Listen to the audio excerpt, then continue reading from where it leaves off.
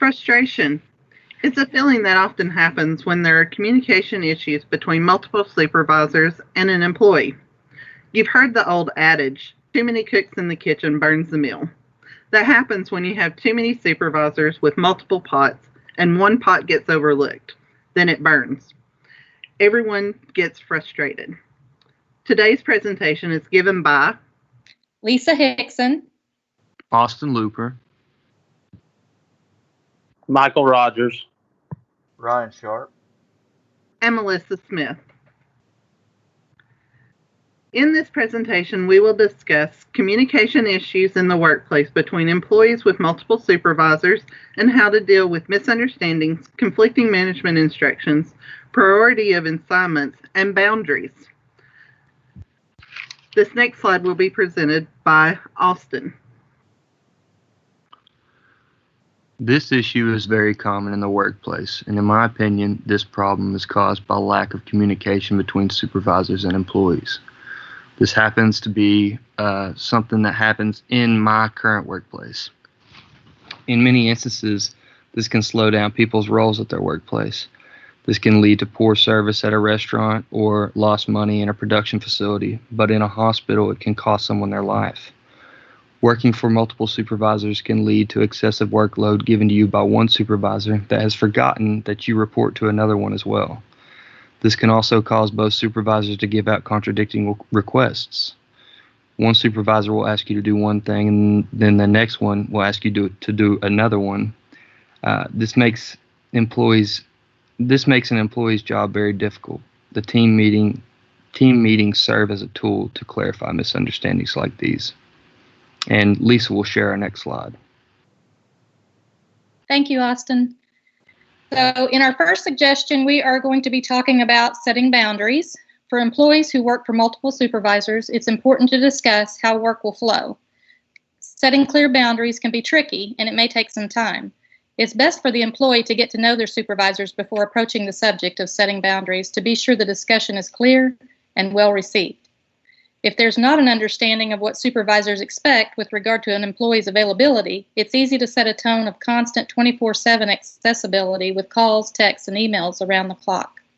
It's important to communicate needs clearly to all supervisors so everyone knows the appropriate times the employee may be contacted and which days and times are off limits.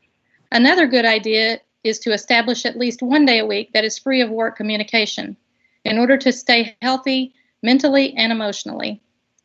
With multiple supervisors, it's a good idea to discuss with all of them periods of time each workday that the employee may have protected work time without disruptions, unless, of course, there's an emergency. This will enhance productivity and make the work environment less stressful. One last important boundary is making sure to keep personal and business lives separate. If there's no clear boundary in the office and the employee's personal life frequently interrupts business, supervisors may assume business can encroach on the employee's personal life. It's always best to be friendly but professional, which creates an atmosphere of mutual respect. Melissa will share our next slide. Cohesive employee and supervisor relationships are essential for effective and efficient work environments. This is even more important when multiple supervisors share an employee, such as an admin. Issues can arise, such as conflicting management instructions and priority of assignments, causing failures to meet deadlines. With this next suggestion, we'll look at how management can help with this issue. Management workshops are effective tools for supplying all management levels with skills needed for effective communication with other members of management and the employee. Since many of today's supervisors are promoted without having prior experience, workshops are a great tool to supply new supervisors with skills needed for communication and coaching. They can also be a tool for management levels of all levels to share their experiences and learn new practices. Our suggestion is for all management to go through an annual workshop for those reasons. We also suggest smaller workshops for newly hired supervisors to help them integrate into the company. Then there's the option of private companies that can be hired for outside perspectives. While they are more costly, they can also be a more benefit These workshops often provide certifications for continuing education and provide more skills needed for management roles.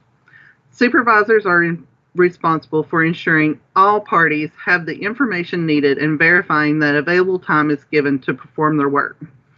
The workshops provide skills supervisors need to ensure effective communication occurs between multiple supervisors with a shared employee. And Ryan will present the next slide. All right, so for our third suggestion, we're going to look at meetings on a regular basis. So when you have a multiple manager situation, you really want to present a unified front amongst your entire workforce, especially if you've got multiple managers on the same level managing the same workforce.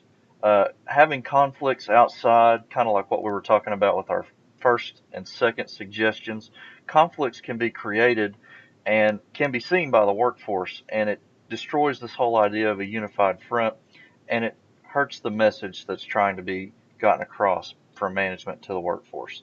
So meetings on a regular basis not only promotes high communication values, it also promotes the removal of conflict from situations.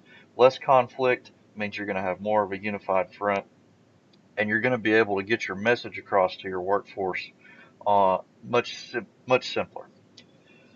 So when you're doing these meetings, there's a few things you need to think about when you're planning them, kind of the situations between each meeting, the importance, the goals, and we'll get into that with these 3 points here. So you want to make sure you set a proper time frame and frequency for the meetings to occur. Some meetings are going to include lower level managers, like we talked about with the managers on the same level. And some meetings might include managers on the upper levels. And it's important to strategize these meetings with different people and understand the importance of the frequency between each one. So managers on the same level, you're probably wanting to meet on a lot more of a time basis. So probably on a weekly setting, maybe even twice a week, just so everyone's on the same page and the same unified front's being communicated, especially in a multiple manager situation. If you're having meetings with higher level managers, you might want to space those out more, maybe once a month, just depending on the situation. You know, companies can have special projects. There's all sorts of different factors in operating a business that can take place that you want to consider when you're planning these meetings, and you need to adjust these based on those situations. Second thing you need to make sure of with these meetings is that they follow an agenda, and it allows for the goals that you set for the meeting in the beginning to be accomplished.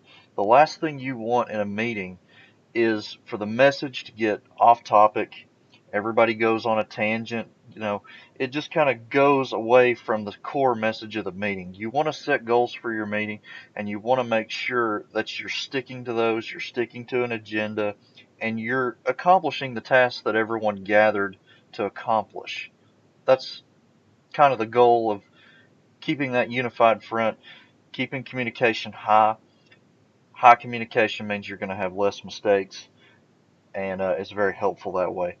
The other thing you can do behind closed doors in these meetings is you can resolve conflicts. So any conflicts between managers on the same level, you can get those people together and they can kind of work out their differences on that, especially on a professionally. So if someone disagrees with how to handle one situation, meet behind closed doors and possibly work up a compromise. When you get that situation and that resolution figured out, you can present that to your workforce, and it keeps going along with that unified front. And that's kind of what you're looking for, especially with these meetings. It's to enhance communication and to make sure you're presenting a unified front to your workforce, especially when you have multiple managers. So now Michael will present our recommendation. Okay, thank you, Ryan. Since we discussed our potential solutions for the issue of communication problems between managers and employees, it is time for us to discuss which solution we choose for our recommendation. We strongly feel that the most practical and most beneficial solution is to have regulated scheduled meetings that host all parties between both managers and employees. There are many benefits to these meetings over other solutions that we discussed because everyone is involved. There are opportunities to address new ideas. There are opportunities for questions, and they address progress and goals, and they also strengthen relationships. Next slide. In conclusion, communication issues between supervisors and employees happen more often than not. There are many solutions to resolve these issues depending on the frequency of the issue. All in all, our group feels the best solution is to hold frequent meetings that include everyone. Next slide. If you have any questions, please post them in the comments below. Our next slide includes our references, which this slide also concludes our presentation. Thank you for listening.